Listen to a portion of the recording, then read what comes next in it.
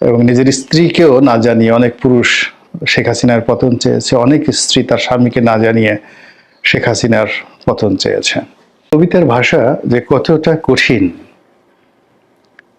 এর কারণে কি হলো যে কবিতা লিখে এ পৃথিবীতে যত মানুষ বিখ্যাত হয়েছেন, ওভাবে অন্য কোনো সাহিত্যের মাধ্যমে রাতারাতি বিখ্যাত হতে পারেননি।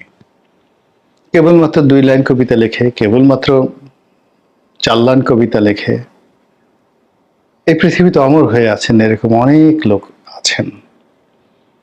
তো আমাদের এই বাংলাদেশেও কবিতা লিখে বহু মানুষ জেল খেটেছেন।